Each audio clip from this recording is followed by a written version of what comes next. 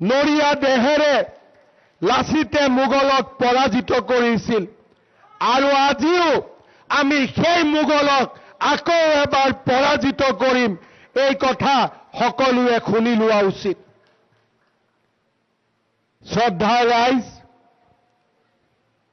মই আকৌ এবাৰ কৈছো, গৰুখুটি প্ৰকল্প লাভো কৰিব, জাতিটোৰ আত্মনিৰ্ভৰশীলতাৰ প্ৰতীক হ'ব, কিন্তু লাভ আৰু লোকচানৰ হিচাপে কাকো এভিকশ্যনৰ পৰা বচুৱাব নোৱাৰে।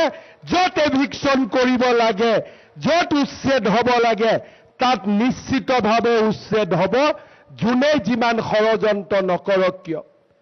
কেতিয়াবা কেতিয়াবা পদ্ম হাজৰিকা ডাঙৰীয়াই মোক কয় যে গৰুখুটিৰ কথা এনেকে লিখিছে, মই মনটো বেয়া পাইছো। মোৰ মাত্ৰ মনতে মই এটাই চিন্তা কৰোঁ যে কোনোবাই লিখাৰ কাৰণে, কোনোবা কোৱাৰ কাৰণে, কোনোবাই দুটা নিউজ কৰাৰ কাৰণে যদি হিমন্ত বিশ্ব শৰ্মা পদ্ম হাজৰিকা থমকি ৰয়, তেতিয়াহ'লে আমি কেতিয়াও নেতা হ'ব নোৱাৰো, কেতিয়াও আমি জাতিটোৰ নেতৃত্ব ল'ব নোৱাৰো। আমাৰ কাম চকুদি নেদেখাকৈ থকা, কাণেদি নুশুনাকৈ থকা, সংকল্প এটাই, অসমীয়া জাতিৰ প্ৰতি টুকুৰা ভূমি আমি বেদখলৰ পৰা উচ্ছেদ কৰিম, জাতিটোক আত্মনিৰ্ভৰ কৰিম আৰু এই জাতিটোক আমি ভাৰতৰ 5খন সৰ্বশ্ৰেষ্ঠ ৰাজ্যৰ ভিতৰত এখন কৰি আমি নিৰ্মাণ কৰিম। নৰিয়া দেহেৰে লাচিতে মোগলক পৰাজিত কৰিছিল আৰু আজিও আমি সেই মোগলক আকৌ এবাৰ পৰাজিত কৰিম এই কথা সকলোৱে শুনি লোৱা উচিত।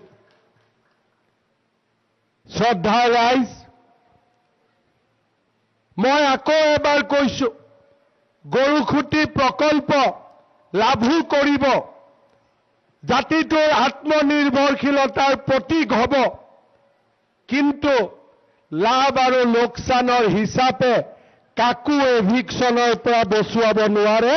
য'ত এভিকশ্যন কৰিব লাগে, য'ত উচ্ছেদ হ'ব লাগে, তাত নিশ্চিতভাৱে উচ্ছেদ হ'ব, যোনে যিমান ষড়যন্ত্ৰ নকৰক কিয়। কেতিয়াবা কেতিয়াবা পদ্ম হাজৰিকা ডাঙৰীয়াই মোক কয় যে গৰুখুটিৰ কথা এনেকে লিখিছে, মই মনটো বেয়া পাইছো। মোৰ মাত্ৰ মনতে মই এটাই চিন্তা কৰোঁ যে কোনোবাই লিখাৰ কাৰণে, কোনোবা কোৱাৰ কাৰণে, কোনোবাই দুটা নিউজ কৰাৰ কাৰণে যদি হিমন্ত বিশ্ব শৰ্মা পদ্ম হাজৰিকা থমকি ৰয়, তেতিয়াহ'লে আমি কেতিয়াও নেতা হ'ব নোৱাৰো, কেতিয়াও আমি জাতিটোৰ নেতৃত্ব ল'ব নোৱাৰো। আমাৰ কাম চকুদি নেদেখাকৈ থকা, কাণেদি নুশুনাকৈ থকা, সংকল্প এটাই, অসমীয়া জাতিৰ প্ৰতি টুকুৰা ভূমি আমি বেদখলৰ পৰা উচ্ছেদ কৰিম, জাতিটোক আত্মনিৰ্ভৰ কৰিম আৰু এই জাতিটোক আমি ভাৰতৰ 5খন সৰ্বশ্ৰেষ্ঠ ৰাজ্যৰ ভিতৰত এখন কৰি আমি নিৰ্মাণ কৰিম।